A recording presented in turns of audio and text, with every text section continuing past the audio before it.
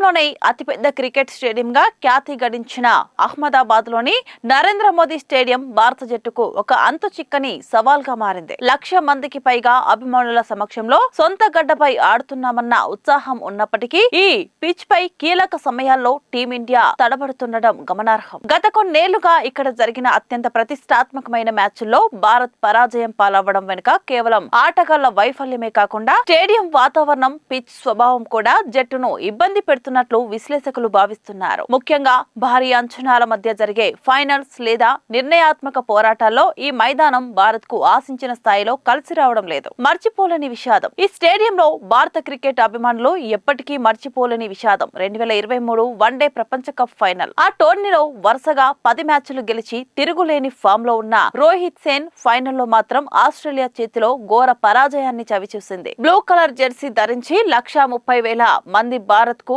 మద్దతు తెలుపుతుంటే ఈ నిశ్శబ్దాన్ని భరించడం భారత ఆటగాళ్లకు భారంగా మారింది. టాస్ గెలిచిన జట్టుకి పిచ్ మందకొడిగా ఉండటం, బ్యాటర్లు పరుగుల కోసం ఇబ్బంది పడటం చివరికి ప్రపంచ కప్ ను దూరం చేసింది. అంతకుముందు 2021లో ఇక్కడ జరిగిన T20 సిరీస్లలో కూడా ఇంగ్లాండ్ తో జరిగిన కొన్ని కీలక మ్యాచ్ల్లో భారత్ పరాజయాలను నమోదు చేసింది. అలాగే IPL వంటి భారీ టోర్నీల ఫైనల్స్ లోనూ ఇదే మైదానం వేదికగా జరిగినప్పుడు కొన్నిసార్లు టాస్ గెలిచిన జట్లకే విజయావకాశాలు మెండుగా ఉండటం, మంచు ప్రభావం ఆటను ప్రభావితం చేయడం వంటి అంశాలు టీమిండియాకు ప్రతికూలంగా మారుతున్నాయి. అంచనా వేయడంలో భారత్ ఫెయిల్. నరేంద్ర మోదీ స్టేడియంలోని ఎరుపు ఇంకా నలుపు మట్టి పిచ్లను అర్థం చేసుకోవడంలో బ్యాటర్లు తరచుగా విఫలమవుతున్నారు. ఇక్కడ బౌన్స్ నిలకడగా లేకపోవడం, స్పిన్నర్లకు అనుకూలించే సమయంలో బ్యాటింగ్ చేయడం కష్టతరంగా మారుతుంది. ఆస్ట్రేలియా వంటి జట్లు ఈ పిచ్ పరిస్థితులను చక్కగా అంచనా వేసి మనపై పైచేయి సాధించగలిగాయి. ఒకవైపు ఈ స్టేడియం అత్యాధునిక సౌకర్యాలతో ప్రపంచ స్థాయి ప్రమాణాలను కలిగి ఉన్నప్పటికీ విజయాల పరంగా చూస్తే మాత్రం భారత్ కు ఇది ఒక